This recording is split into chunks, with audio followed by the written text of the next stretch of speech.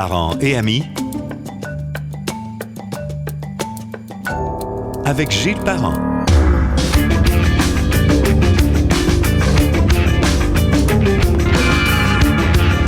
Bonjour et bienvenue à Parents et Amis sur Spotify, sur Google Podcasts, également sur Balado de Apple et bien sûr sur gillesparent.com.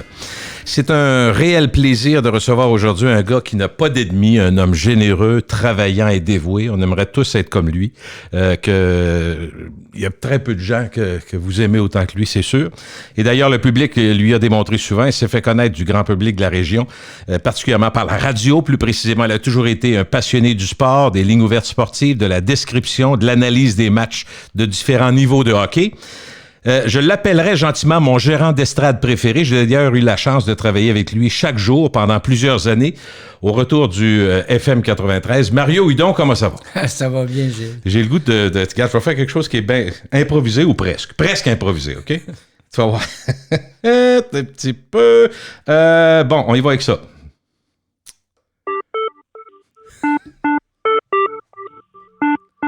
Ça rappelle des souvenirs pareils. Oui. Hein? On nous en a-tu parlé, ça, de la circule, des niaiseries qu'on a pu dire? Les frères Bourassa. Les gens m'appelaient pour me dire, ils sont pas frères pantoute. Oui, Henri, puis... non, mais... Il y a tellement de souvenirs qui me viennent en tête quand la j'entends circulation, ce thème-là. Celui qui était au volant à un moment donné puis qui avait dit le dentier me sautait. Ben là, oui, il a pété son dentier. Non, écoute. Tu sais, il y a beaucoup de choses, Gilles, puis c'était un plaisir de venir te voir puis de faire ce podcast-là. Puis tu vois qu'on est plus jeune. Toi, t'as des lunettes, moi, j'ai une canne. Oui, t'es rendu avec une canne. Quel âge as-tu, Mario? Je vais avoir 61 ans au mois de mars. On a à peu près le même âge. Moi, je suis né en 60, donc c'est ça. 60 même aussi. affaire.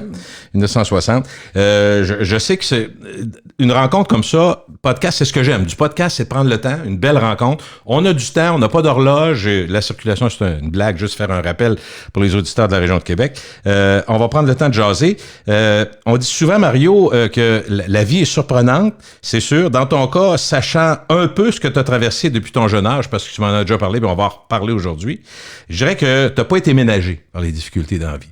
Je sais que tu as eu des grands bonheurs, t'en as encore, mais comme si t'avais pas assez, t'as une autre épreuve. Là, t'as une épreuve, une vraie de vraie. Là. Faut que tu racontes un peu comment tout ça a commencé, qu'est-ce que tu vis, qu'est-ce que tu traverses, puis on va regarder, on va jaser comment ça se passe. Écoute, Gilles, probablement que je suis si petit que ça parce que je me suis fait taper sur la tête souvent. J'ai jamais grandi. T'étais-tu turbulent? Non, oui. Ah oui, OK. Oui, mes parents, ma mère, elle disait, j'espère que tu vas avoir des enfants pires que toi. Elle savait pas qu'elle allait les garder à un moment donné. Parce que, non, j'ai été vraiment un enfant turbulent, mais pas méchant. Tu sais, j'étais actif, je bougeais, tu me connais.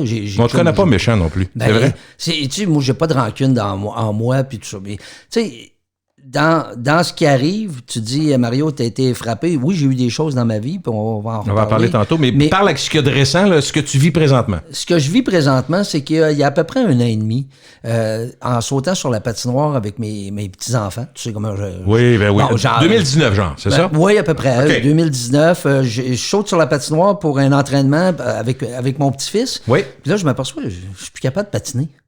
Je suis pas capable de patiner de reculons. J'ai pas d'équilibre. Je perds. Tu sais. OK. Au tu point. dis, Mais qu'est-ce qui se passe? sur le coup, tu dis, ben, j'ai fait de quoi? Je me suis blessé? Ou... On a joué au centre Vidéotron avec la FM 93. Puis Ben je suis capable de jouer au hockey. J'ai joué longtemps. Puis tout ça. Puis, en tout cas, assez pour me dire qu'au jour de l'an où on fait des gros parties sur une patinoire extérieure derrière la maison chez ma fille, j'ai pas mis les patins. Les patins, c'est OK. Fait que je me dis, là, je commence à aller consulter. Donc, IRM, TACO, électro, tout y passe. Et on trouve rien. Quand je vais voir mon médecin de famille, elle me dit, écoute, M. Hudon, vous avez pas de... Vous êtes en bonne santé. Vos tests sanguins sont numéro 1. Le cœur, c'est bon. Le cœur, c'est parfait. Vos poumons, c'est parfait.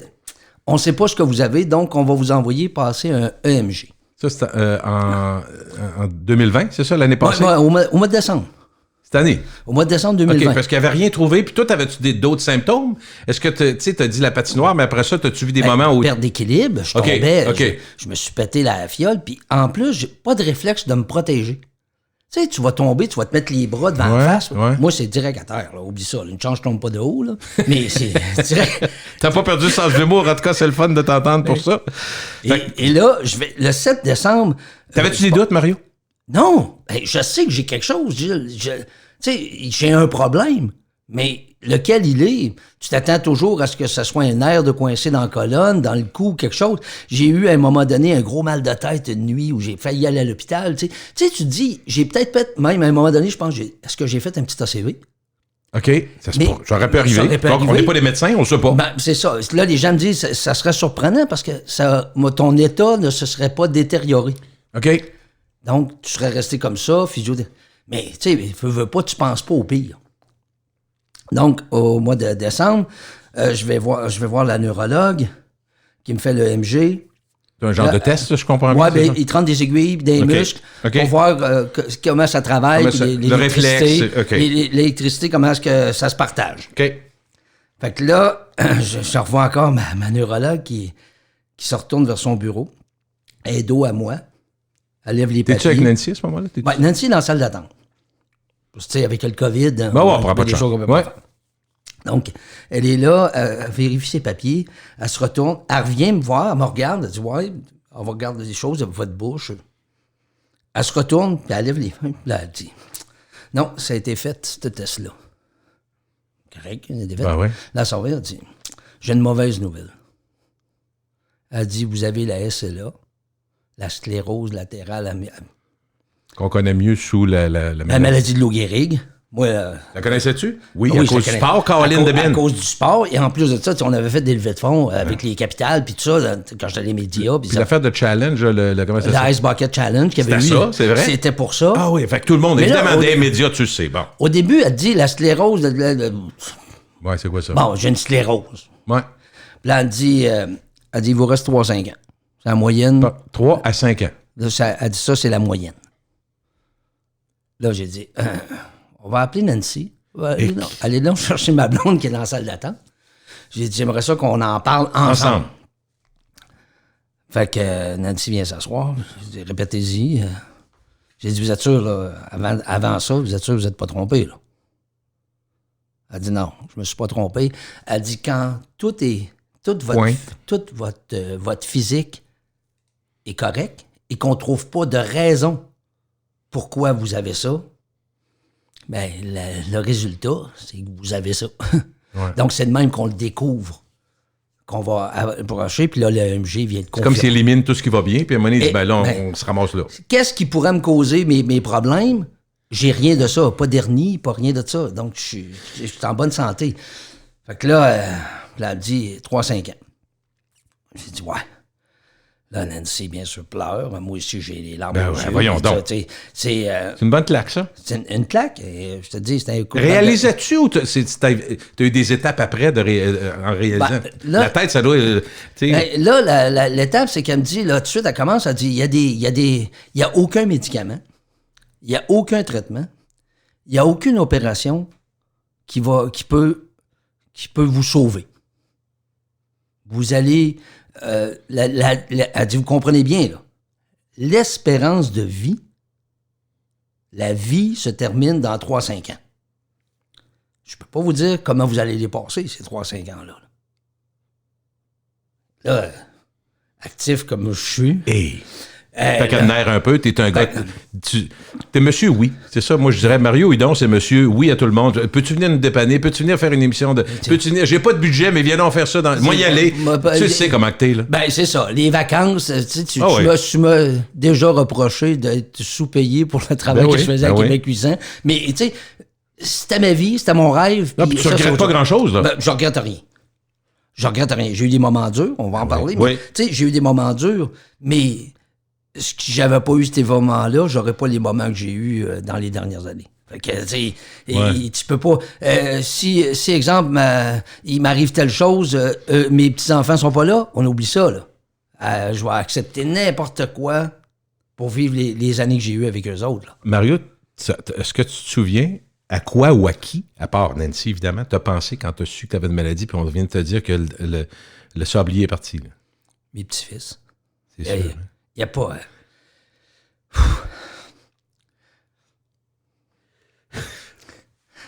C'est normal, Christy de Caroline, hein? Sens-toi à l'aise, écoute, on a du temps. C'est juste là. Tu comprends? T'es focusé, c'est ça. Je suis serein avec tout, sauf ça.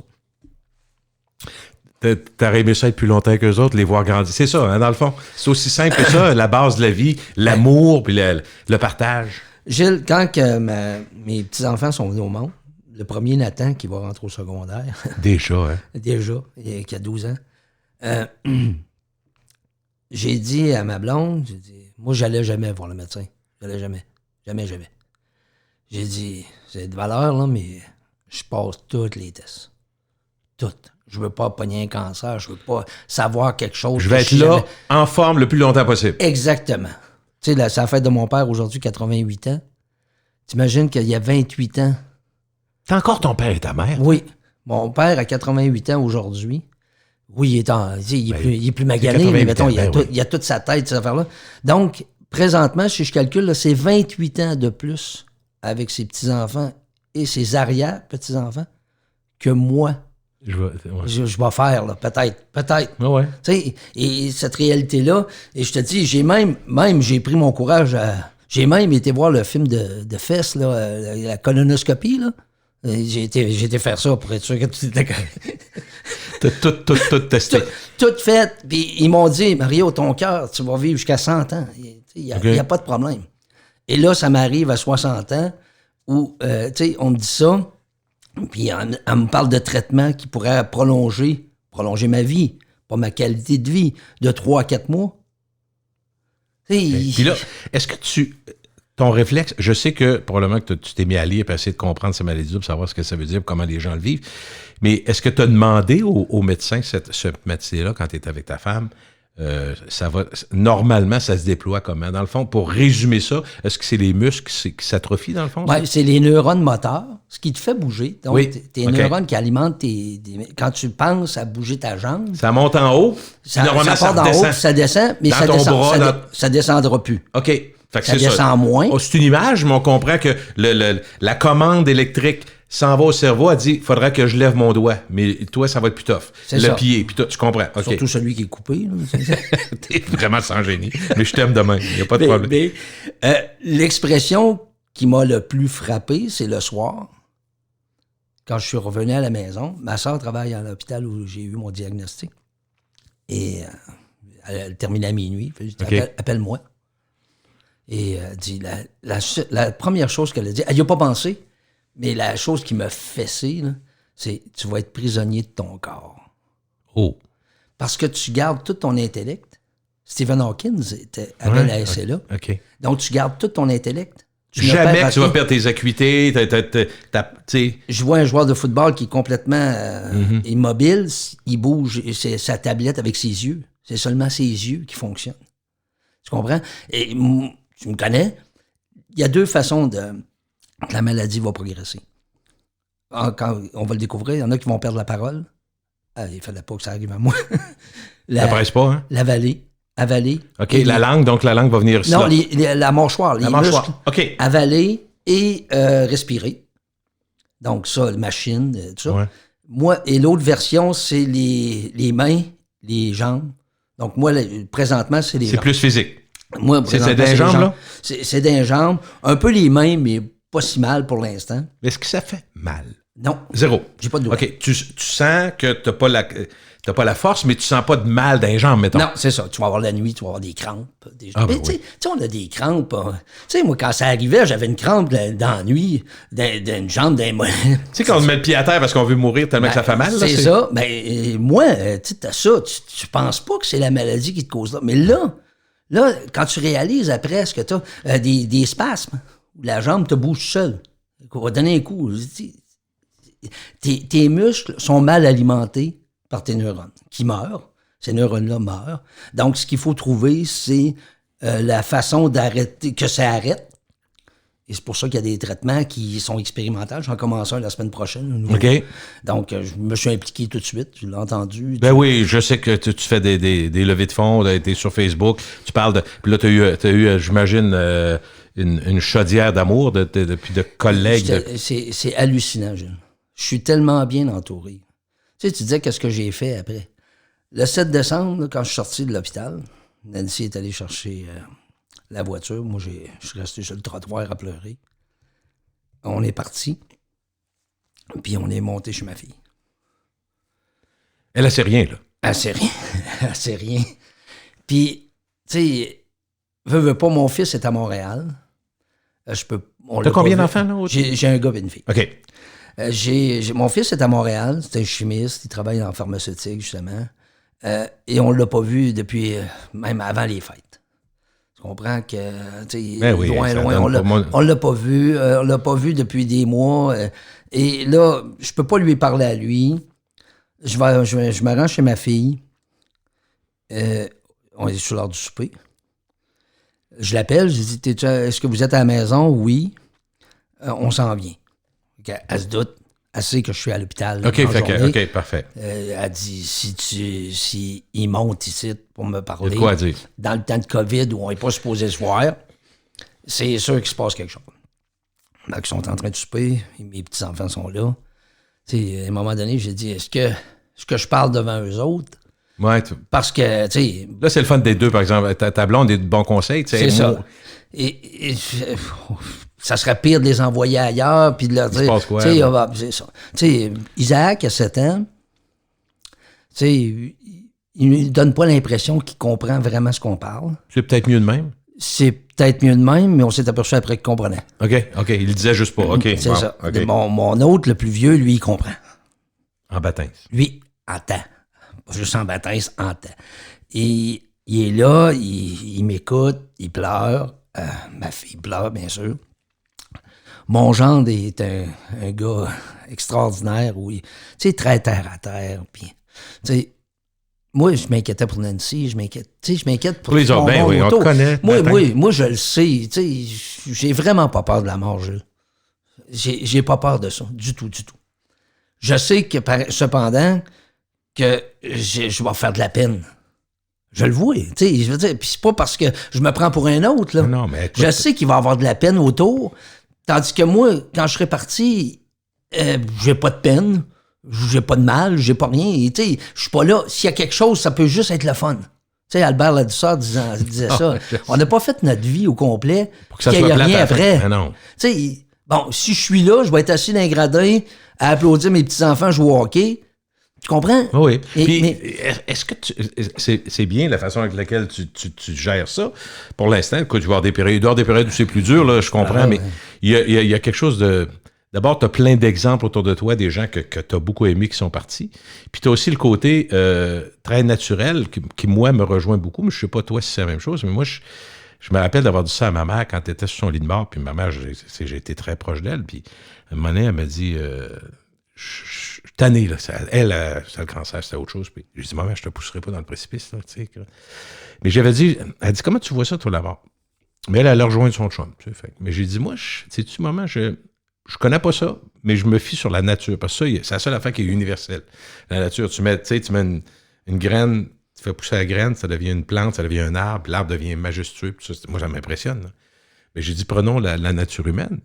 Quand tu nais, ça, je sais ça. Ça, la mort, il n'y a pas beaucoup de monde qui sont venus vous jaser vraiment en détail, là, mais la naissance, par contre, c'est les deux choses où on est égaux partout sur la planète. C'est quoi? Naissance et mort. On est d'accord? Parfait. Marc Simoneau disait, la vie est un combat et jamais personne n'en est sorti vivant. C'est ça, exactement. On le sait tous, mais là, tu as comme un timeline, ce qui est différent, c'est comme une urgence de vivre, là, dont on va parler. Mais tu sais, naissance, donc du sperme, qui fait croître un enfant chez une femme, ça devient, puis un enfant nous impressionne, puis bon. On est-tu impressionné? Totalement. Il n'y a rien qui nous impressionne comme la naissance.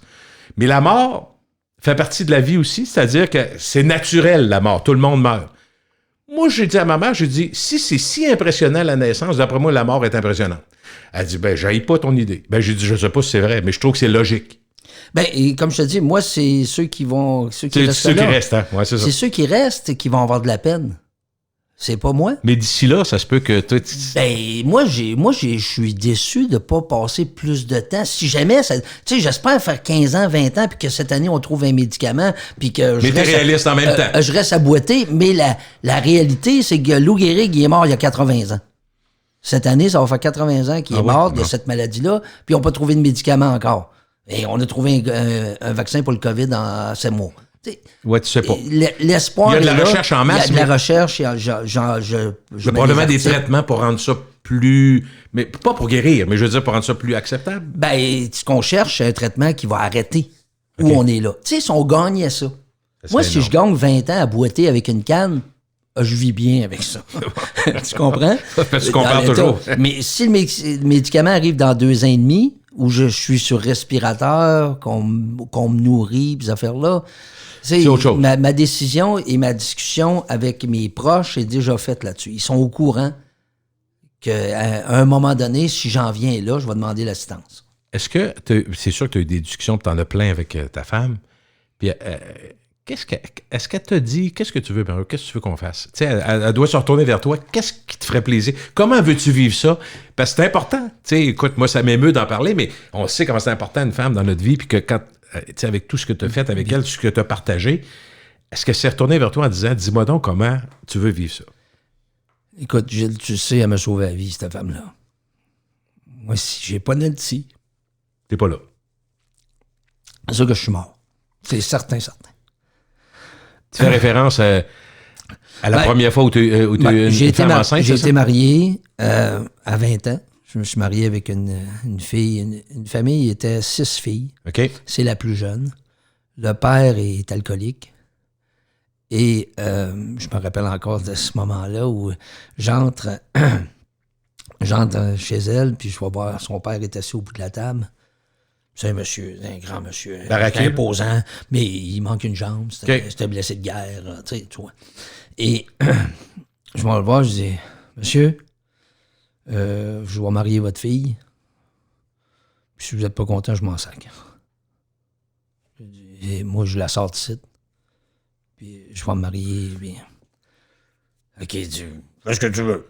Tu sais, mais elle, sa mère est décédée jeune. Donc, lui, il a 6 filles. Toi, t'as 20, elle a-tu 20 aussi? Oui, elle a 20, oui. OK. Ou 19, mais un peu plus jeune que moi. Fait que, on se marie. Elle tombe enceinte. Et elle tombe malade. Beaucoup de difficultés à respirer, puis tout ça. Puis as-tu avancé dans son grossesse? Quand elle entre à l'hôpital, elle a 6 mois de fête. OK. Et là, tout se déclenche. L'accouchement part, puis le travail commence. Puis comme elle est diminuée, respiratoire, ils peuvent pas lui donner l'épidurale, puis toutes ces choses-là.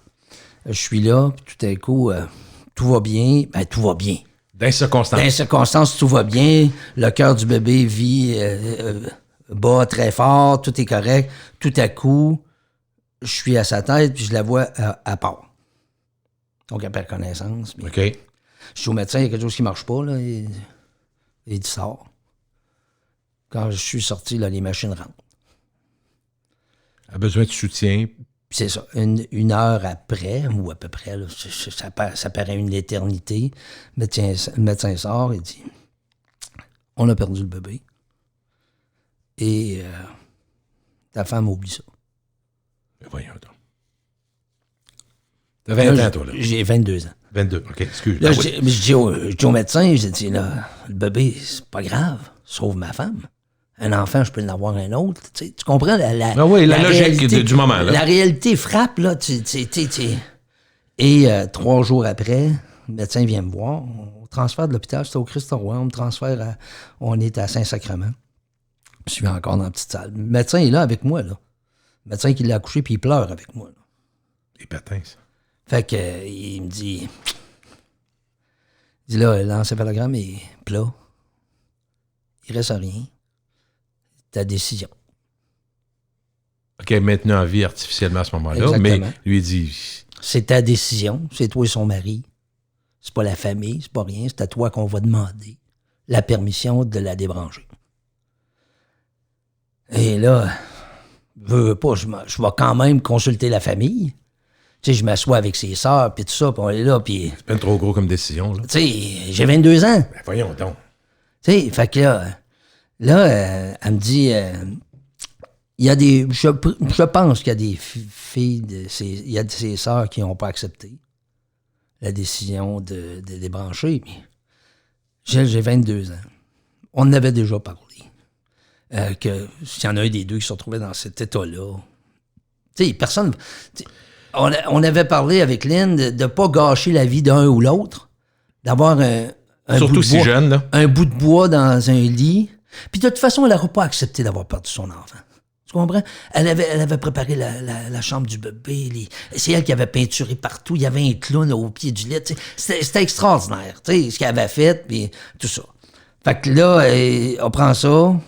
L'enterrement arrive. Je dis à mes parents, videz la maison, videz le logement. Moi, je pars. Puis quand je vais revenir, je veux qu'il reste juste mon poster de mes noces sur le mur.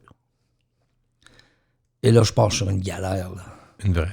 Une vraie galère. Une solide galère. Où tu te dis, tu sais, les gens vont dire, je bois pour oublier. Mais ça, c'est pas vrai. Parce que plus tu bois, plus tu as de la peine, plus tu te souviens, plus tu démoralises. C'est ça que tu as vécu? C'est exactement ça que j'ai vécu. Tu sais, j'ai un chum qui est avec moi qui dit, Mario, je vais aller rester dans ton... Tu sais, mais veut pas. À tous les coups, je prends ma voiture. Je prends un coup, puis je cherche les murs. Tu comprends? C'est sûr que ça va se terminer là, de cette façon-là, à un moment donné. Tu y pensais? Est-ce que tu as pensé? Ah oui, mais c'est sûr que... OK, parce que tu dis, à rebours, quand tu repenses à ça, parce qu'il y a quand même des moments de lucidité, tu te dis, je faisais tout pour me détruire, dans le fond. Tu savais que ça finirait probablement par la mort. Oui, c'est sûr. Pour toi. Là. Je recommence à travailler, je perds mon doigt.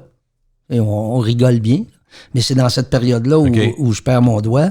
Donc, je tombe sur les accidents de travail. Là, j'étais à 100% libre. Mais j'ai la chance de ce que je te disais tantôt. C'est là que tu croises Nancy? Oui. Comment vous êtes rencontrés? Mon chum avait un œil sur elle. L'écœurant. Non, mon chum qui est venu après m'accompagner. Okay. Puis, une de mes anciennes blondes, c'est une de ses bonnes amies. OK. Donc, on décide un soir qu'on sort tous les quatre. On part. Moi, j'ai une moto à ce moment-là. On s'en va sur... que tu as probablement toujours conduit à jeun. Oui, surtout dans ce temps-là. Et avec le doigt. Caroline. Mais on s'en va, on stationne au parking Diouville encore, je me souviens. On allait à la cour en premier. Après ça, on traversait en face, il y avait le foyer. On montait au drugstore Livernois. Ben oui. On termine... Tu sais... Le petit Paris, puis en tout cas, on faisait un run de lait. Un petit snack chez Crown Smoked Meat après sur la couronne. Ça fait pas de bon sens. Et là, Nancy dit elle veut rien savoir de mon chum, là. Mais elle a dit, je vais redescendre en moto avec Mario. Hey, ça n'a pas de bon sens. C'est là qu'elle a commencé à être courageuse. Courageuse. C'est là quand j'étais accroché à moi, ben j'ai barre-longé, là. T'es tellement aimable. Ben, c'est ça. Et je passe une roue, en sortant du parking de Diouville, je passe une roue, elle tombe ses flasheurs en arrière. Puis je descends, je fais pas de lumière. Jusqu'à Sacré-Cœur. Jusqu'à l'école Cardinal-Leroy, je fais pas de lumière. Tu comprends? Là, ouais. En moto, là. Fallait être fou. Fait qu'elle me reparle après. C'est incroyable. Et je vais la revoir. Elle travaille au AEW avec son beau costume brun. Elle travaille... J'ai l'image. Quelle image? Elle travaille à la place de... où la Holiday Inn, là, à place, pas place de la Cité, mais juste sur le coin là, de Saint-Jean. Là, ah ouais, à bas, OK. Voyons, je cherche le nom. Où il y a des gros magasins. Mais ça, tu regardes, je m'en vais la voir là, c'est un comptoir. Elle a des yeux extraordinaires, qu'elle a d'ailleurs toujours encore, des beaux yeux verts. T'sais. Et elle dit, hey, salut Mario. Elle dit, hey, il faut que je te parle. Fait que, moi, c'est sûr que, tu sais... Fait qu'elle vient me voir et elle dit, moi, Mario, ton chum, là, Jean, là, oublie ça. Mais... Fait que j'ai dit comme ça, si t'es libre, on pourrait ressortir ensemble un soir, pis tout ça. Elle dit, oh, oui, j'aimerais ça, tu sais, puis ça a commencé comme ça. Puis ça fait 38 ans cette année qu'on est ensemble. Et à partir de ce moment-là, Nancy... Est-ce qu'elle avait des enfants, elle, avant? Non, Nancy, elle a 18 ans. OK, je cherchais à voir. Elle aurait pu avoir un enfant, mais je comprends. OK, à 18 à cette époque-là. Moi, j'ai 22, 23. Ses parents là, elle dit, à 18 ans, on passe l'été ensemble. Puis Nancy, elle m'écoute. Nancy, elle s'assoit avec moi. Puis il n'y a pas rien. Tout ce que j'ai besoin, c'est de parler. Des nuits. Elle travaillait le lendemain matin. Pas grave. Des nuits. Ça dit qu'il ne se passe rien à part jaser. Ça a été ta thérapeute. Ça a été ton amoureuse, mais qui t'a écouté. C'est ça que tu avais besoin. C'était exactement ça que j'avais besoin. Quand je dis qu'elle m'a sauvé la vie, elle m'a redonné le goût de vivre. C'est aussi clair que ça, là. Et arrive le moment où elle tombe enceinte de mon gars. Là, tu as des visions, hein? Des visions. Elle rentre au même hôpital. Le médecin de famille, c'est le même. On entre dans... Là, faut que tu te calmes les nerfs, mais c'est dur. Gilles, j'ai filmé les accouchements de mes enfants là, avec une grosse caméra VHS. C'est la grosse de côté. Ben oui, la grosse bêta, là, VHS. On est en 84, là. Ben oui. Fait que je veux pas filmer. Tu comprends? Mais non. C'est long. Et c'est long. Tu comprends? C'est le premier. C'est long. T'anticipes en plus, toi, bon. C'est ça. Ses parents n'étaient pas d'accord qu'elle vienne rester avec moi, qu'elle vienne rester. Tu sais, un veuf, t'as pas de bon sens. Voyons donc, qu'est-ce que tu fais là? Tu sais, mais elle a dans sa tête de cochon, tant mieux. Je l'aime, c'est tout. Lui, c'est l'homme de ma vie. Il faut croire que c'est ça. Il est encore avec moi. Fait que, tu sais, malgré tous mes défauts. Et on se dirige vers les salles d'accouchement. Puis là, il y en a une en face de l'autre. J'espère juste qu'ils ne tourneront pas dans la celle à droite pour entrer dans celle à gauche. Puis c'est ça qui arrive. On rentre dans une autre droite, pièce. c'est plus compliqué, celle que... Non, mais c'est où ce qui a été. OK, c'est juste la même. OK. C'est juste la même. Je pensais qu'il y avait salle. plus de services. Puis ça, non, okay. c'est ça. C'est la même salle. Tu dis, ça sera le fun une autre. Okay. Oui, mais surtout... Puis le médecin, Gilles, s'est échappé pendant l'accouchement en l'appelant du nom de la première femme. Je te jure. Mais ça s'est bien passé? Ça s'est bien passé. Dans les circonstances. Caroline! Ça a été très long. Et quand mon gars est venu au monde, ça faisait tellement longtemps, tu te poses toujours plein de questions. Finalement, j'ai filmé en plus. Puis c'est Nancy qui a dit « Non, va sur la caméra. » On filme. Faut t'écouter dans ce temps-là. Puis mon gars est venu au monde. Il est chimiste, comme je te dis. Il a sa maîtrise en chimie. T'es bien fier. Et par après, ma fille qui est venue au monde, elle, ça a été super facile. Après ça, on a des mésaventures dans la vie, mais on a une belle vie. Je suis un gars heureux, je suis un gars content, je suis fier de mes enfants, puis tout ça. Et par la suite, après la naissance de Jessica, on s'achète une maison au Lac-Saint-Charles. D'ailleurs, elle reste dans cette maison-là, ce que je lui ai vendue. Lorsque j'ai décidé, quand elle est tombée enceinte de mon premier petit-fils, je cherchais une maison. Je dis, peux-tu? Elle reste encore dans la maison-là, c'est la rue des Merisiers au Lac-Saint-Charles. Et matin de juillet, ça varge dans ma porte. Le soir avant, pas cogné, là, ça va. J'appelle à la job. Demain, je rentre pas. Je travaille dans un entrepôt à ce moment-là. Demain, je rentre pas. C'est le mois de juillet. Je prends une journée de congé un jeudi. Fait que ça va me faire une longue fin de semaine. Là. Et là, ça varge. Là, je dis, voyons, c'est-tu des enfants qui viennent chercher mes enfants pour jouer? Puis je me lève. Puis d'un coup, la madame, elle rentre dans la maison. Mon bébé dans le lac, mon bébé dans le lac, mon bébé dans le lac. Fait que là, je fais pas ni un ni deux. J'ai juste ma robe de chambre sur le dos. Mais moi, je m'accroche pas dans rien. Et je pars à la course. Et en tournant, c'est la deuxième maison. Ils ont fait un genre d'étang où il y a de la truite et ces affaires-là. Les anciens propriétaires qui étaient là. Et je vois au milieu du lac, de l'étang, il y a un bébé qui flotte. Et patins. C'est pas maître nageur, toi, là. Non, moi, je sais pas nager. Non. Je sais pas nager. Je nage comme un caillou. OK? Et je vois ce petit bonhomme-là, je me souviens encore. Il y a... Dans l'émission où il y en a un qui meurt tout le temps, là, il y a un côte rouge. Là. Ah oui. Voyons. Parce que je veux le dire. Moi aussi, là, mais... et il est là, il flotte la face dans l'eau, avec son petit capuchon mis sur la tête, puis je le vois flotter au milieu. Mais tu sais, je le vois, c'est une fraction de seconde.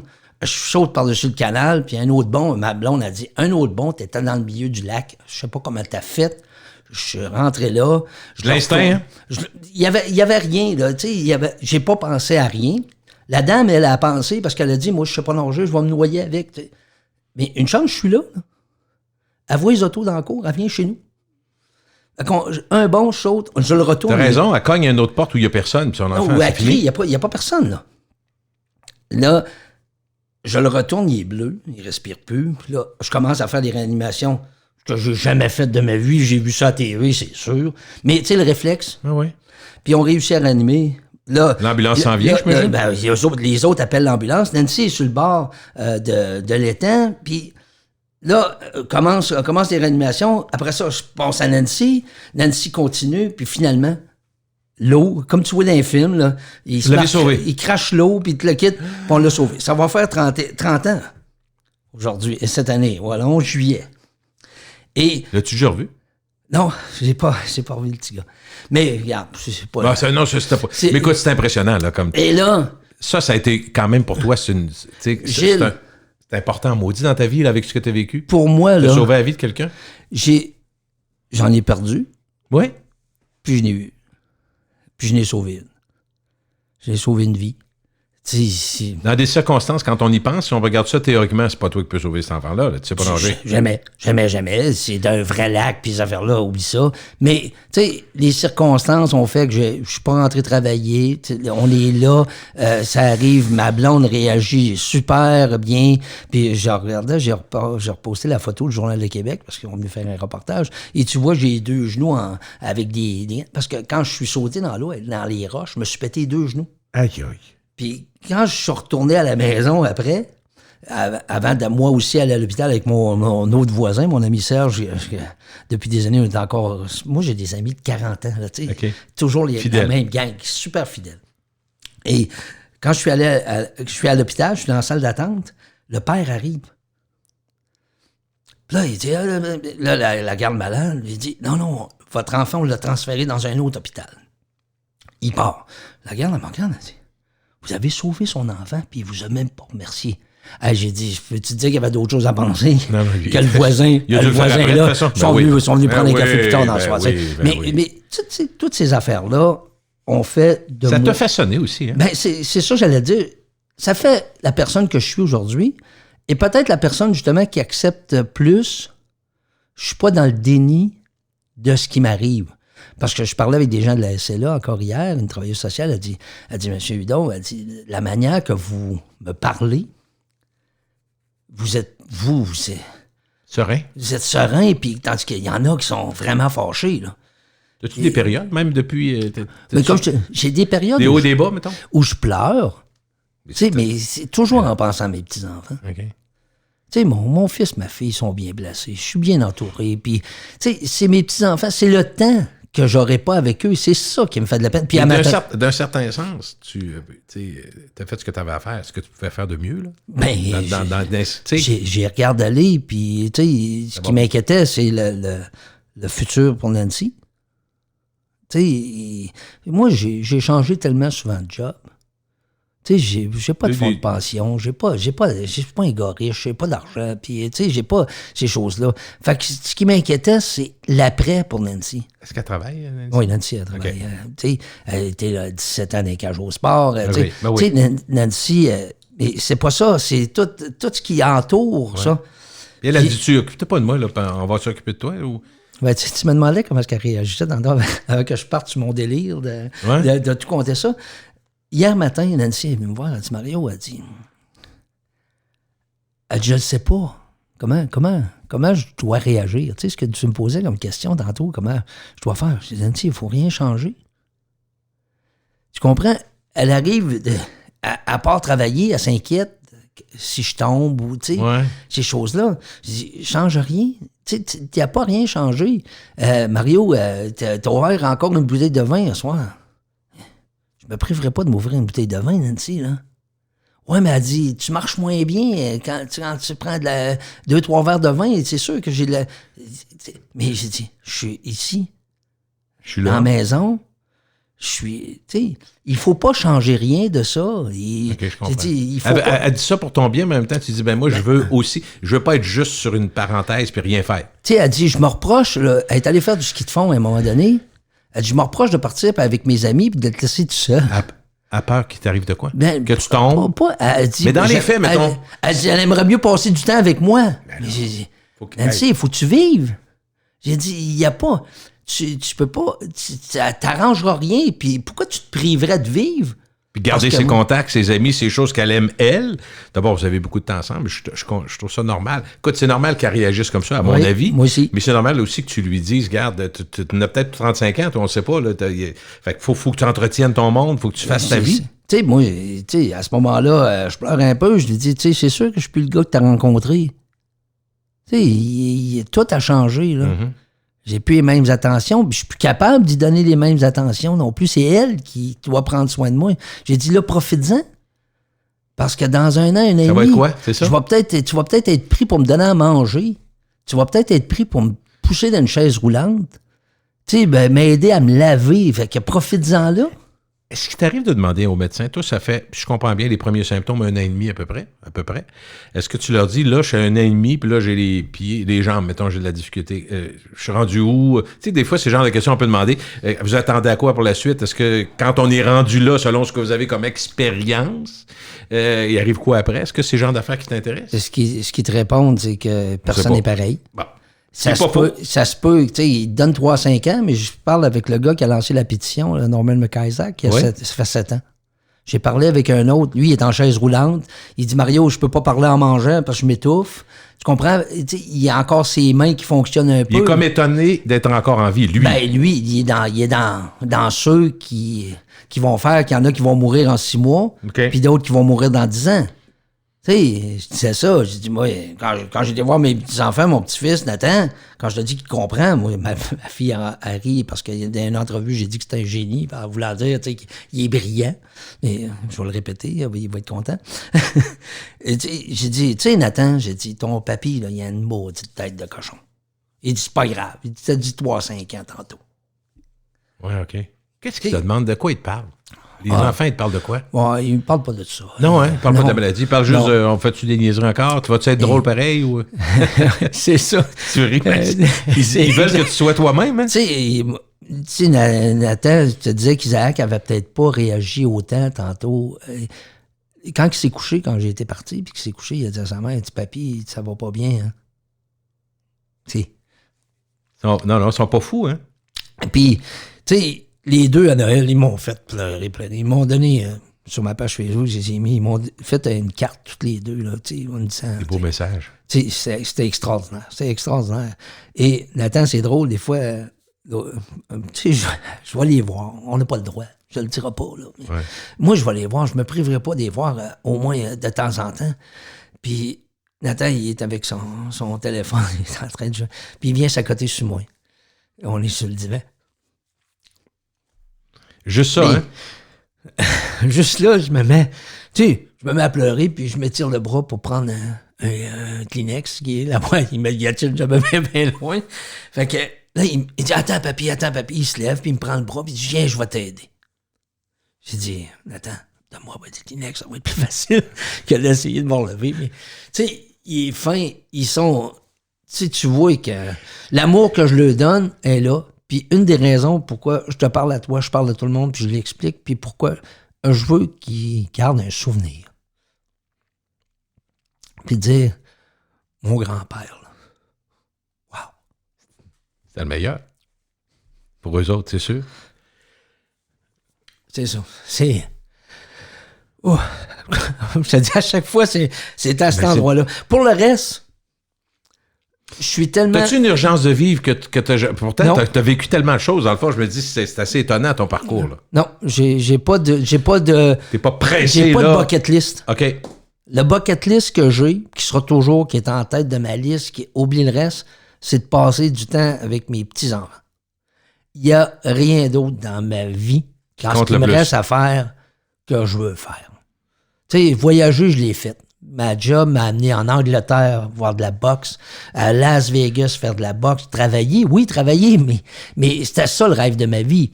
Fait que j'ai pas... Tu sais, voir des stades de baseball, des stades de football, j'ai fait ça. C'est correct, Ben ça. oui. Puis on me demandait, à un moment donné, si tu avais un voyage à faire avec ta blonde, où tu irais? Qu'elle choisisse. Je vais aller où elle veut aller. J'ai pas de... Mario, la plupart des gens qui nous entendent aujourd'hui t'ont connu probablement par la radio, comme gars de radio.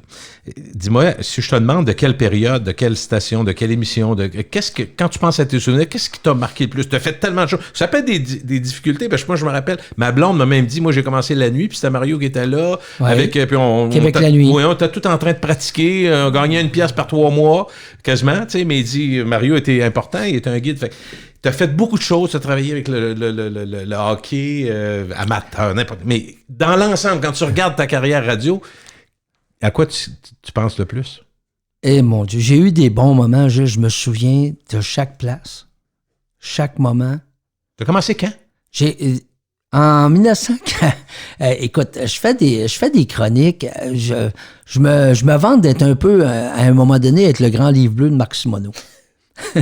J'appelle des lignes ouvertes. Oui, ben oui. Et j'appelle Marc, puis j'ai un numéro en dehors des ondes pour lui donner des renseignements lorsqu'il y a des gens qui vont poser une question. À ce moment-là, tu n'as pas Internet. Non. Tu n'as pas des hockey databases comme tu as aujourd'hui. Non, ça n'a rien à voir. Moi, j'ai tout ça. Tu comprends? Même Gilles Moffett, la revue Goalie's World, le numéro 1, c'est moi qui donne toutes les statistiques des gardiens depuis 1917 à date, qui ont joué un match dans la Ligue nationale. C'était Jerry Rochon de Québec, puis on ne savait pas. Mais maniaque. Oui, j'ai une foutue mémoire de malade et je suis le hockey. Mes parents ont leur billet de saison depuis 72 des Nordiques, et etc. Je suis là pour le premier match des Nordiques dans la Ligue nationale. Je suis dans les gradins contre les Flames d'Atlanta, Buddy Cloutier qui marque 3 buts. Toute cette période. T'es pas né d'un berceau du Canadien de Montréal, toi? Non, mon père déteste le Canadien. Je pense qu'il l'a transmis, ça aussi. Ma mère elle est plus maniaque de hockey que mon père. Elle, son joueur, c'est Bobby Hull. C'est le mien, c'est Chicago.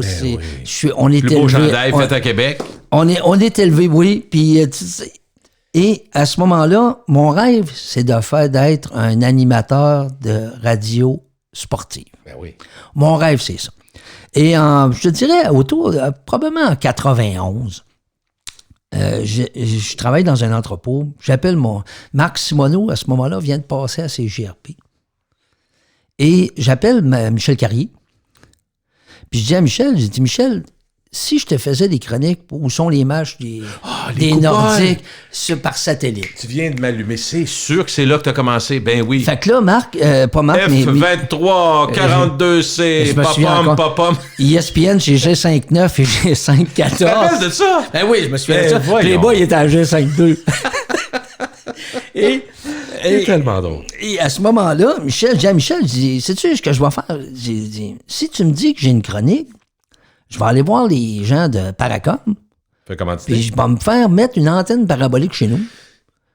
Puis moi, je vais t'appeler à tous les soirs. C'était compliqué dans le temps, puis c'était cher, des grosses affaires, ça? C'était 10 pieds, là.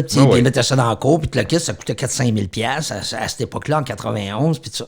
Fait que je vais m'asseoir avec Gaston Bayou, puis je dis, Gaston, tu m'installes une antenne chez nous, puis moi, je te fais de la publicité à radio tous les jours. Les Nordiques, puis le kit, tout ce qui se passe. Ça a dû être bon pour lui en tabarouette. Et il dit, j'embarque là-dedans. Fait que Michel, qui me donne l'occasion de faire ça.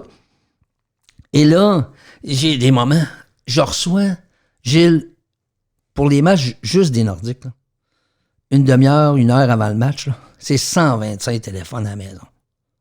Je donne mon numéro personnel à la maison. Aïe. Et là, le monde m'appelle. Hey, les Nordiques, j'ai 5-14, les bars, partout. Ben oui. C'était ça pendant une période. Je rencontre à ce moment-là Marc Simoneau et client, Jeff Fillion. On installe des antennes à choix, les petites antennes américaines. Là. On avait installé à choix et chez Jeff. Je dis que le monde parallèle de Jeff Fillion, c'est venu un peu de moi. Parce qu'il disait, je m'en vais dans mon sol, regarder les postes américains que personne ne peut voir, que le gouvernement ne veut pas, je m'en vais dans mon monde parallèle. C'était ça. Et je te dis, j'ai eu des gens où les fins de semaine, le dimanche soir, un gala de lutte, un gala de boxe, je devais aller remettre les antennes en marche Je faisais ça Le monde 7 jours te dérangeait pas. T'aimais ça? 7 jours sur 7, je faisais ça. Ça me dérangeait pas pantoute. Ça me fait, tu sais, ça me fait connaître, ça me fait... Ouais. Et un matin, Jeff, un matin de... Je te dirais... 2000? On est en 2002, après les tours. Jeff m'appelle... Je suis rendu là. Moi, j'étais à Choix à ce moment-là, 2002. Oui, c'est ça. Jeff Arthur est là, c'est connu. est assez connu. Et c'est celui qui fait le retour, c'est Martin Paquette. Oui. Stéphane Dupont arrive, assez connu aussi, pour être dans l'émission d'Arthur le matin. Puis on va lui donner plus tard le retour. Mm-hmm. Et Jeff m'appelle, il dit « Martin Paquette cherche un gars de sport. » Moi, j'avais dit à Jeff, j'ai dit, si jamais tu as une ouverture... C'est chronique, mais oui. Tu sais, j'ai dit, ça m'intéresserait. Avant ça, je connaissais un peu Jeff parce que j'avais suivi la Ligue nord-américaine. J'avais été chroniqueur à Choix pour la Ligue nord-américaine, puis tout ça. Dans le temps où Claude Lucier, Yves Landry et Ray ont une émission de sport le midi à Choix. Oui. Donc, je vois, il dit, va faire un test. Puis si Martin il dit, c'est beau, tu vas commencer à s'écoigner. Fait que tout en continuant à travailler, parce que... Après ça, quand ma compagnie a fermé, je me suis en allé chez Paracom travailler. J'ai été représentant des antennes paraboliques. Tu sais, il y en a qui connaissaient ça. Ah ouais. Donc, je suis allé là. Je montais à Donnacona. On a fait un screen test. Martin Paquette dit « OK, c'est beau ». Martin Paquette qui, plus tard, je retrouve avec Québec 21. Ça, on en reparlera. Mm-hmm. Et là, je commence. C'est Robert HB qui est là. C'est Jeff qui est le directeur, mais c'est Robert HB qui est là. Robert HB disait tout le temps, moi, je suis là pour AA. Monsieur je suis là pour gérer AA. Et on commence. Finalement, on va faire le Caron et Gay, les matchs de hockey, avec Michel Carrier. Je retrouve Michel Carrier qui vient m'accompagner là-dedans pour faire du hockey. Et finalement, on me donne une émission. Au début, une demi-heure. Par-dessus 1 heure. Avec Yann Perron qui est là, qui devient le metteur en ondes. Je suis le gars qui met la couleur et ces affaires-là. Et je rencontre Stéphane Dupont qui arrive à ce moment-là. Puis on travaille dans le sous-sol à Donnacona, c'est connu. Tu sais, des histoires incroyables. Ben Arthur devait mettre un casque pour aller aux toilettes parce qu'il se frappait ses tuyaux. Tu sais, c'était complètement fou. Et on va vivre le retour de Marc Simoneau, assez connu. Le Pigskin Pool, tout le monde, on rit encore. Non, mais il y avait des codes d'écoute avec une antenne de 22 watts. Ben oui, il était diffusé à Simi, puis il était tu sais, ça n'avait pas de bon sens. Et dans cette période-là, c'est une super période, le fun, où le Radio X va gagner le championnat. Tu sais, on remplit le Colisée pour du match semi-pro, c'était complètement fou. Et le 23 décembre, on reçoit un téléphone pour venir chercher notre bleu. Donc, tout le monde est mis à la porte avec André Arthur et tout, dans la saga de Choix, où Patrice Demers va vendre ses connu à Radio Nord. Et il va rester Mélissa Bernier, qui va rester à mettre de la musique pendant un bon bout. Mais à ce moment-là... 2006-2007, peut-être, ça? C'est 2005, 2006. Ouais, je l'avais issu. Moi, les dates, là, je vais te dire... Ouais, c'est après ça, 2005. Okay. 2005, à peu près. OK. Et après ça, ben là, on se retrouve plus d'emploi. Je vais aller faire un petit bout à Simi, justement, la radio communautaire qu'il y a là. Je vais continuer à faire le Radio X à Choix. Vous allez quitter Choix. Oui, moi, je suis en 2007. Moi, j'arrive au 93. C'est ça. Ben, l'été où vous quittez, vous partez un peu plus tôt. L'été 2007, c'est ça. Et moi, Patrice Demers va me dire, j'ai un job pour toi. Je vais rentrer en même temps que Vince Cochon. OK. Donc, je vais faire l'été. Le soir, je vais avoir la dompe pour mettre de la musique francophone pour les quotas. DJ Mario? Ben, entre ces intros, moi, je parlais de sport. Et on va faire les matchs du Radio X. On va être d'ailleurs à Saint-Jean lorsque le manège militaire va brûler. OK. Donc, on est à Saint-Jean en train de faire du hockey. Dans les entractes, puis entre certains jours, on fait des reportages de ça. Et je vais faire jusqu'en, je te dirais, 2009, je pense que c'est là Québec 800 arrive quand, après? Ben, c'est ça, après. Okay. Là, je vais être... je serai pas renouvelé mon contrat. Jacques Tanguay, le groupe des Remparts va acheter CHRC et on va me demander de venir animer la semaine où on va retirer le chandail de Patrick Roy à Montréal. Mm-hmm. Et au mois de novembre de 2012, je pense, pas 2012, au novembre de 2009, Ouais, 2009, parce que mon petit-fils est venu au monde cette semaine-là. Et je vais faire la semaine. Et d'ailleurs, la dernière journée, le vendredi, je dis, bon, ben, faut que je vous quitte. Aussitôt que je vais partir, ma fille est en train de me grand-périser. Donc, je vais aller. Et on est à l'hôpital, on écoute la radio, le sport, et tout ça. Et Claude Rousseau va m'appeler, puis on va s'asseoir ensemble, puis il va me dire, on va me donner un emploi avec CHRC. On va traverser par la suite au Colisée. Oui. C'est des années extraordinaires. Ça, là, tu travaillais à 42 heures par minute, là? Je remplaçais partout. Même, on m'a déjà, même les patrons me rencontrent à un moment donné, Mario, il faudra que tu sais, moi, je suis. Je t'aurais pu avoir un lit là-bas quasiment. C'était vraiment... Okay. J'ai travaillé avec... tu sais, avoir Patrick Roy, Jacques Tanguay puis Claude Rousseau en même temps, en ondes, un soir, à prendre des appels, c'était complètement fou. Oui. Patrick Roy, quand il quittait le bureau à minuit, quand moi je terminais, arrêtait, baissait sa vitre, Josant, comment ça va, Mario, puis tout ça, tu sais, j'ai eu vraiment... Et va venir en 2012 la fermeture de CHRC. Qui va me faire de la peine, tu sais, à tout le monde. Je rencontre Alain Dufresne, René Lamboise, toute la gang qui était là, c'est extraordinaire. Vez était-tu avec toi à ce moment-là? Vez était là. On va transférer les remparts. Les remparts avaient été transférés quelques temps avant au FM 93. T'arrives quand, toi, à 93? Ben, Jacques Tanguay, lorsqu'il ferme CHRC, s'assoit avec moi, il dit, Mario, il dit, j'en garde pas de gens de Québec 800, sauf toi. Ah. Il dit, toi, il dit... je vais... Tu sais, Jacques Tanguay, on m'a déjà demandé la personne la plus importante de la région de Québec. Pour moi, c'est Jacques Tanguay. Là. Il me dit... moi, je veux que tu fasses la radio. Puis il dit, on va tout faire pour te replacer à la radio. Pour l'instant, tu restes avec les remparts. Moi, je te garde. Fait que Louis Pinchot, je rencontre Louis Pinchot. Et je fais... À un moment donné, tu sais, j'attends des nouvelles. Puis Jacques Tanguay arrête pas de me dire... Attends, ça va arriver, ça va bouger, tu vas refaire la radio. On t'a pas oublié, puis ça. Mais arrive au mois de mars, je te dirais, où je vais voir Claude Rousseau, je dis là, je suis plus capable. Je suis capable, là, écoute, moi... Ça passe rien. Vous me payez, mais écoute, j'ai rien à faire. Je m'excuse, j'ai décidé de faire d'autres choses. Je m'en vais, et Robert Langdo m'appelle un matin, un peu après, 2-3 mois après. Ben, entre-temps, je suis allé voir Jeff, puis tout ça. Je refais mes contacts. Et Robert Langdo, il dit, viens me rencontrer, j'ai de quoi à t'offrir. On veut partir une chronique de circulation.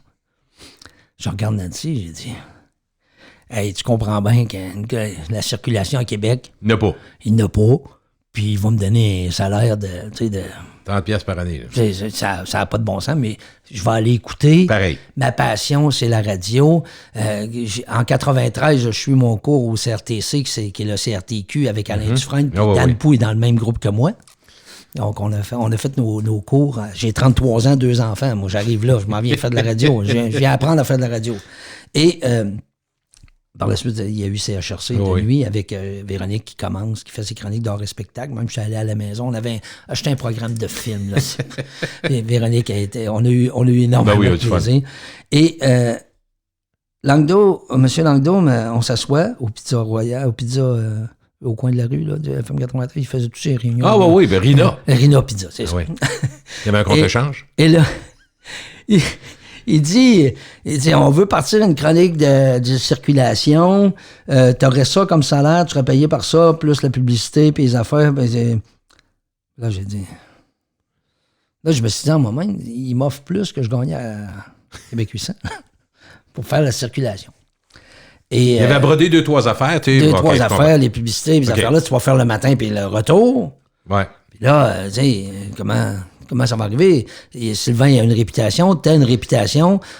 Oui, on n'a jamais travaillé ensemble. On se connaît. Puis on se connaît, mais... Pas tant que ça, c'est ça. Mais t'as toujours eu de bons mots pour moi en disant que j'étais un travaillant puis je suis payé. Fait que je me dis... Il va peut-être m'aider à gagner plus. Ça va être correct. T'as-tu les bonnes années, 93? C'était pas si mal? Oh, comme condition, t'étais correct. Okay. Au début, la circulation, je me fais un créneau, puis je me rappelle encore, quand j'arrive là, Sylvain, puis tout ça, Sylvain n'est pas... tu sais, la circulation... Et le gars qui m'a le plus aidé, puis je suis pas parce que t'es là, Gilles, je me rappelle très bien, une des premières journées, t'es venu t'asseoir avec moi, puis tu m'as dit, tu sais, Mario, la circulation, là, ça va être pas mal tout le temps la même affaire. Trouve-toi une façon de nous faire ça différent. Pour pas dire toujours que c'est rouge là, bleu ici, ou... tu sais, trouve-toi une façon... D'être original. D'être original. Des mots. Puis que chaque circulation soit différente. Ça, je l'ai... Tu sais, je l'ai... C'est comme un objectif pour que tu dises, c'est pas plate. Je me donne un défi de dire c'est ralenti ou on bloque. On est arrêté. Tu sais, c'est une façon, au lieu de dire tout le temps c'est bloqué. Tu sais, sinon, tu vas t'emmerder. Ben, puis, exactement. Ça va être plate pour les auditeurs. Puis t'as créé un personnage aussi. On a eu du fun en tabac. Ouais. J'écoutais André Arthur dire t'as pas le droit d'être plate. La circulation, c'est plate. La circulation, c'est un mal nécessaire aujourd'hui dans ce qu'on vit ici à Québec. Mais on le sait que c'est la période où j'avais à parler. Puis c'était une période extraordinaire. Puis là arrive Pierre Martineau. Pierre Martineau qui vient s'asseoir avec moi et qui dit Mario, on va te donner un show de sport. Et tabarouette. Gérant d'estrade, c'est là? Ouais. Là, il dit... Dan Pou faisait dessus aussi. Dan faisait l'avant-match. Puis il dit, on va te donner une émission après, 1 heure. Wow. Pas la meilleure heure, mais bon, écoute. Et avec Dan, on avait toujours eu une bonne relation, tout le kit, tout ça. Là, il dit, cependant, tu feras plus le matin. Fait que là, il aurait aimé avoir une fille le matin, puis je dis à Pierre, j'ai dit... Tu sais, on remplace au sport. Celui qui fait la circulation, souvent, on va remplacer au sport. Pense à mon ami Vez. Il a fait du football un peu à l'époque. Ben, c'est ça. Puis la même chose quand l'autre fou, Charland, ou quelque chose de même, à Montréal. Non, Michel Charland, c'était le directeur des programmes à CHRC quand lui qui m'a donné Québec la nuit en 93. Ouais. Et là, on a commencé ça, l'émission de sport était le fun. J'ai eu le plaisir d'être deuxième à un moment donné dans les sondages, dans les codes d'écoute, à un moment où, tu sais, dans une affaire très spécialisée où tu fais du... Donc, j'ai eu beaucoup de plaisir à faire ça. Chaque moment, on a eu... on parle encore des Woody Rader. Moi, Pierre Tremblay nous écoutait en France, à Paris. Puis oui, vendredi après-midi? Ben oui. Les quiz musicaux, les Woody Rader, ben oui. Puis quand il traversait le parc, là, il disait, voyons, les gars, commencez. Il dit, dans le petit parc, on vous prend pas. Mario, 2 à 3 fois par semaine, depuis 3 ans, on me dit quand est-ce que tu reviens à radio. À des moments différents, du monde différent. Fait que, en même temps, là, ce que je fais, j'aime ça. Je trouve que des rencontres comme ça me va bien au moment de ma carrière. Mais des fois, puis je veux pas être nostalgique. Je regarde comment ça se passe, puis j'ai encore plein, comme toi, plein de connaissances et d'amis dans la radio. Les grosses corpos ont coupé beaucoup. Il y a eu des mises à pied. Cogeco, 130 personnes l'année passée à cause de la COVID. Puis finalement, ils n'ont pas tous retrouvé leur job. Je dis pas qu'il n'y a plus rien qui marche. Pas ça, mon point. Mais j'ai quand même le sentiment, quand les gens m'en parlent, j'ai dit, je pense qu'on a vécu dans les plus belles années de la radio.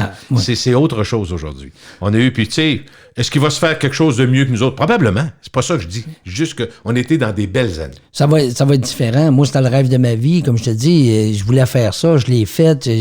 Comme je te dis, j'ai fait des voyages extraordinaires grâce à Pierre Tremblay qui commanditait. C'est Pierre Tremblay aujourd'hui. Mais c'est lui qui t'a engagé finalement, Pierre Tremblay? Non, mais... Qu'est-ce qui est... T'es revenu dans l'automobile? T'es peut-être encore dans l'automobile, je ne sais pas. Encore. OK, qu'est-ce que tu fais? Conte-moi si on est rendu là. Bon, on est rendu à ce que les Nordiques ne reviennent pas. Pierre Martineau s'assoit avec moi, puis il dit, Mario, on va couper ton émission de sport. Il y a moins d'intérêt. Puis, tu sais, on comprend qu'on va se brancher. La décision vient de Montréal, ils vont brancher le réseau, puis ça finit là comme avant, mais on sait. Mais, et il me dit, je veux que tu restes. Ça, Gilles, les gens vont dire, ah, évidemment, tu t'es fait mettre dehors au 93, c'est pas vrai. Pierre Martineau veut que je reste. D'ailleurs, tu le sais. Toi aussi, tu viens me voir. Mais il va couper mon salaire de moitié. Et là, à ce moment-là, tu vas faire des remplacements, tu vas faire des ci, tu vas faire des ça, mais... C'est tout du peut-être, là. C'était tout du peut-être. Et arrive Jean-François Gosselin et Québec 21. C'est l'élection municipale. Et on a de l'intérêt à m'avoir dans l'équipe. Pourquoi pas? Tout le monde dit qu'on va donner de l'opposition. Je comprends que Jean-François Gosselin ne sera pas élu maire. On comprend tout ça. Mais les indépendants, ou dans un parti comme ça se pouvait. Comme Marc Simoneau est entré, ces choses-là. Tu sais, j'ai quand même... Je connais du monde. Je connais du monde. J'ai fait pas mal, à peu près tous les journaux. Il y a quelques journalistes qui s'en sont pris à moi parce que j'étais la personne, si tu veux, la plus... Connue, c'est ça, ou veut pas du parti, puis ça, je me prends pas pour un autre, j'ai fait 2 mois. Le choix du secteur a peut-être pas été bon. Moi, je reste dans ce secteur-là, je vais me présenter là.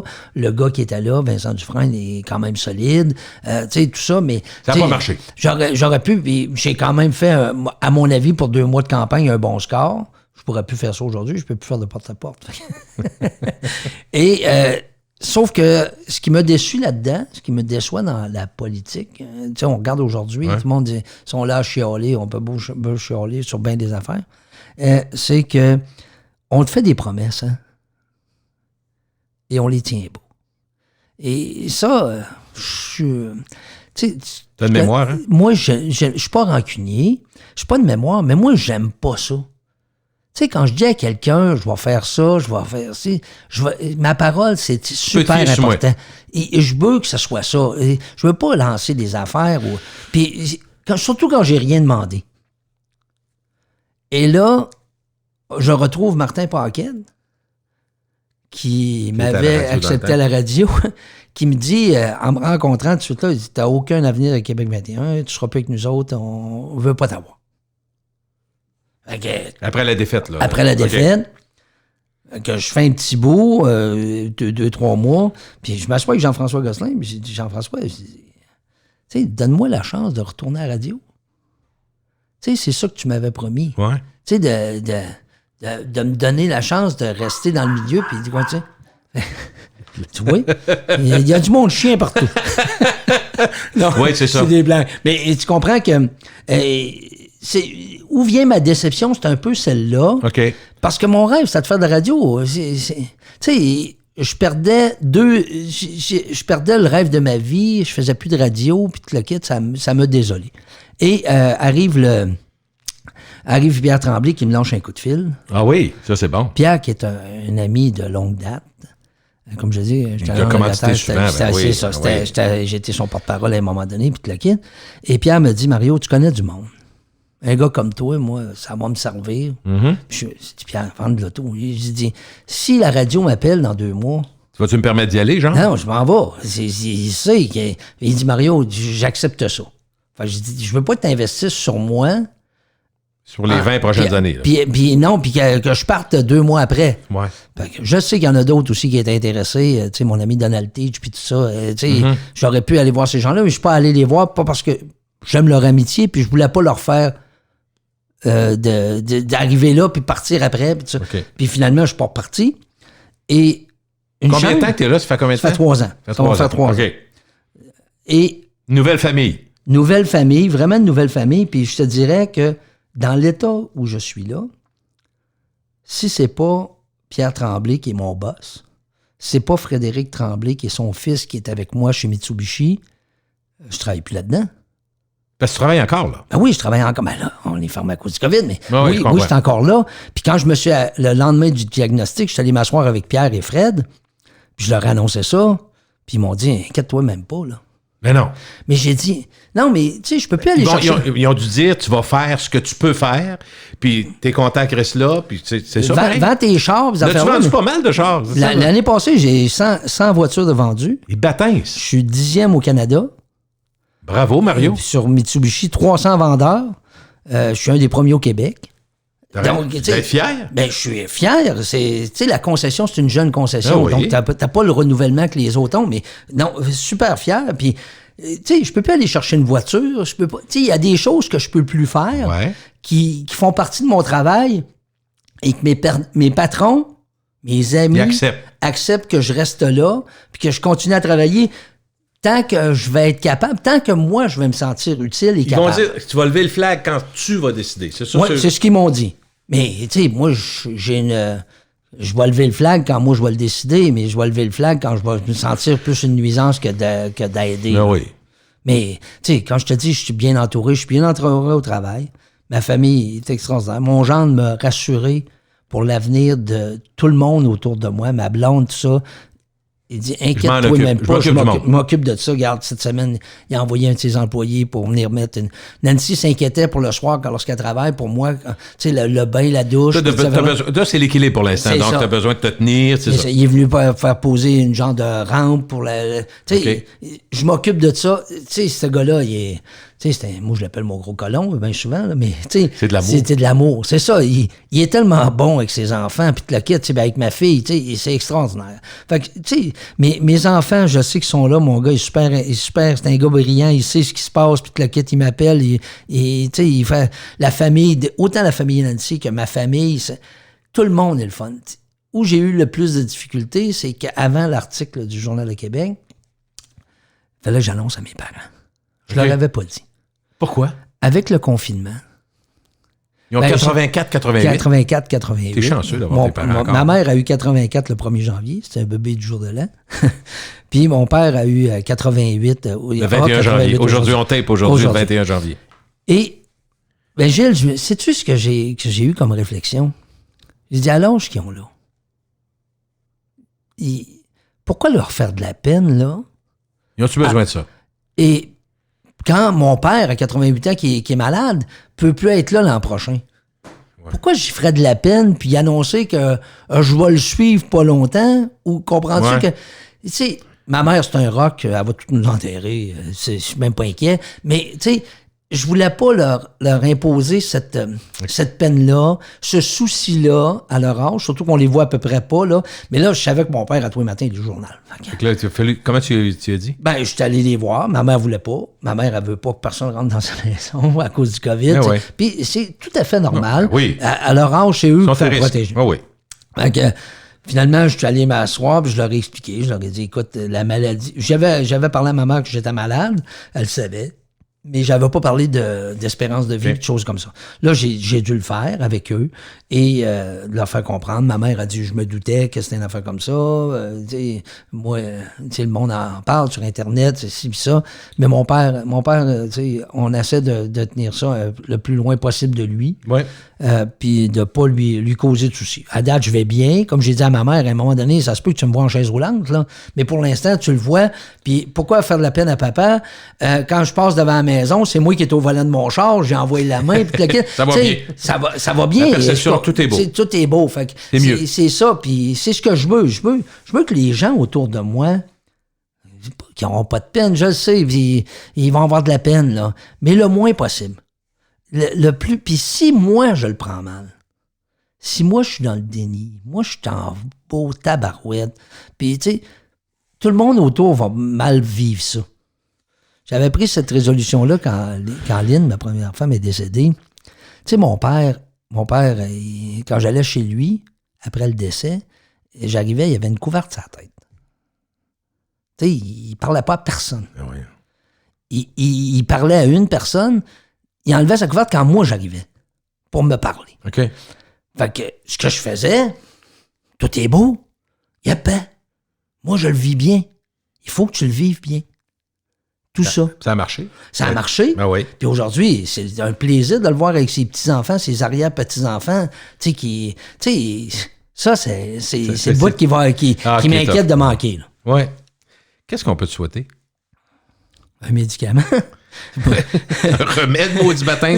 Non, mais écoute, si je te le demande, c'est la première affaire qui te vient, ben oui. Parce que, dans le fond, tu voudrais vivre plus longtemps avec ton monde. Et c'est exactement ça. Puis dans une qualité de vie qui est le fun. Tu comprends? Oui, je comprends. Tu sais, comme là... Boiter, comme tu dis, si ça restait boiter, je peux faire 20 ans, pas de trouble. Regarde l'exemple, je vais voir ma fille hier. Mon gendre est là, il va partir pour le Nord. Il est parti pour le Nord aujourd'hui. Et je m'en vais voir, j'ai dit, écoute, j'aimerais ça qu'on aille j'aimerais ça partir en voyage au mois d'octobre, mois de novembre, partir dans le sud, mais à une condition.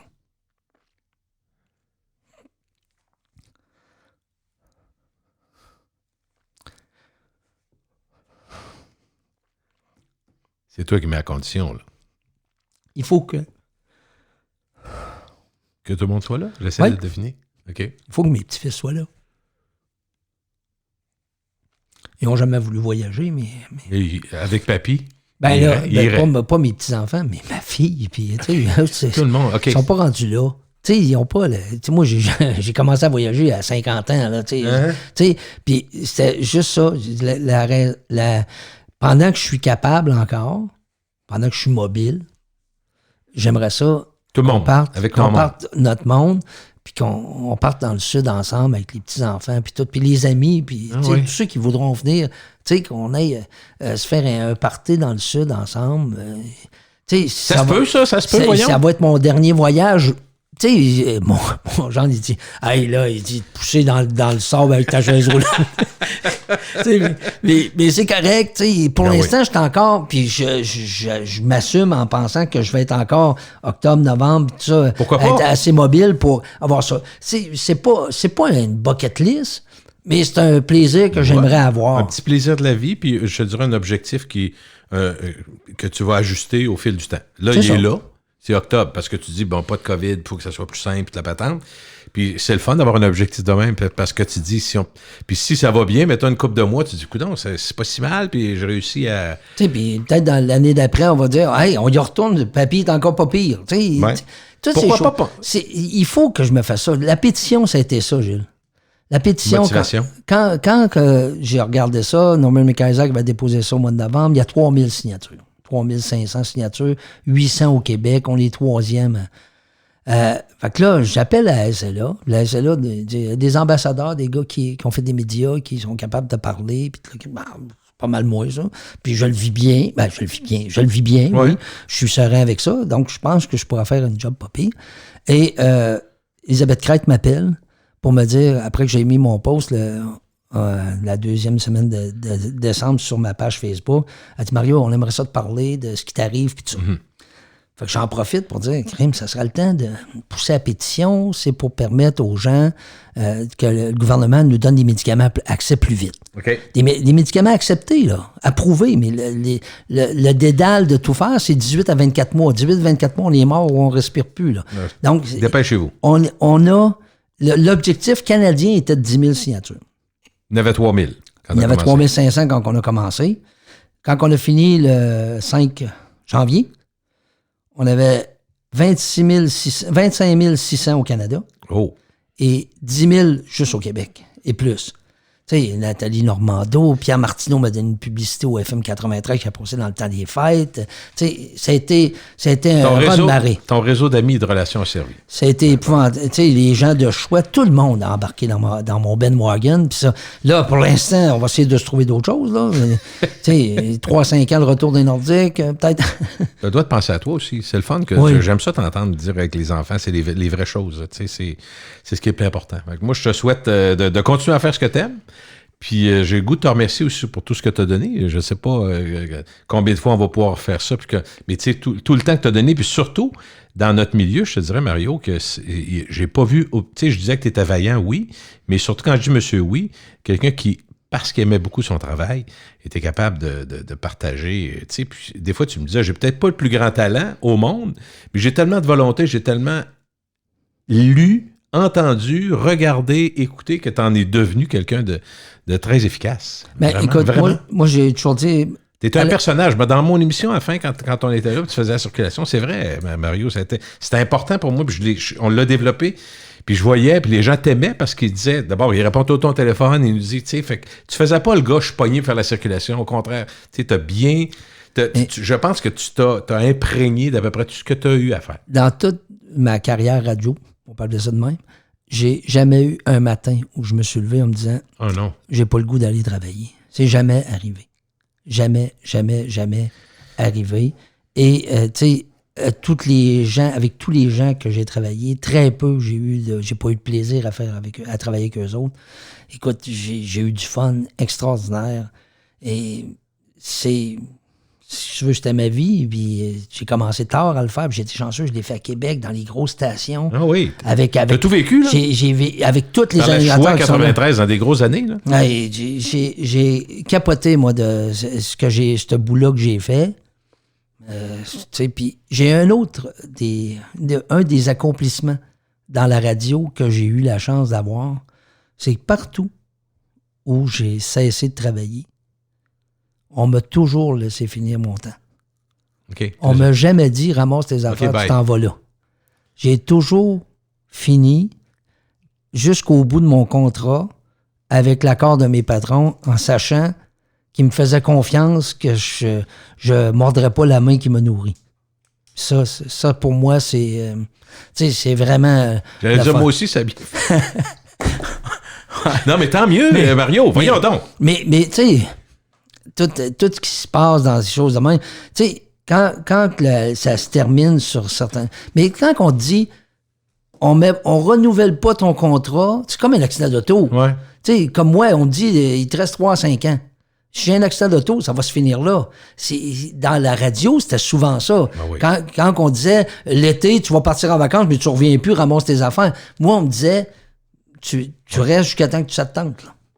Ben, bravo. Jusqu'à la fin de ton contrat, ça m'a fait plaisir. Ben, on va te souhaiter d'abord, allons-y par année, là, 2021, une belle année. Oui. Là, on a tout dit la même affaire, ça ne peut pas être pire que 2000. Mais tu sais, en même temps, toi, c'est relatif, là, la COVID, puis ça. Oui, tu sais que pour ton entourage, c'est important. Toi, c'est une autre perception. C'est une autre perception parce que... C'est un combat plus grand, là. Sauf que le COVID, pour moi, m'enlève du précieux temps avec mes amis, mes proches, les gens que j'aime, là. Tu sais, moi, 4 heures à faire du FaceTime, là, c'est le fun avec les amis, là, mais le vin, il sent pas fort, désolé. Écoute, Mario, continue. Gilles, merci. Ça je fait te l'ai plaisir. dit, puis il y a des gens, des fois, ils disent, moi, tu été un de ceux qui a été extrêmement généreux avec moi. Très, très apprécié le temps que j'ai travaillé avec toi. Puis je te le dis, j'ai eu du fun, des Denis Langlois puis les autres. Mais un jour, on verra Denis Langlois et son acrobate. Ou on prendra un autobus. Salut, Mario. Salut. Merci.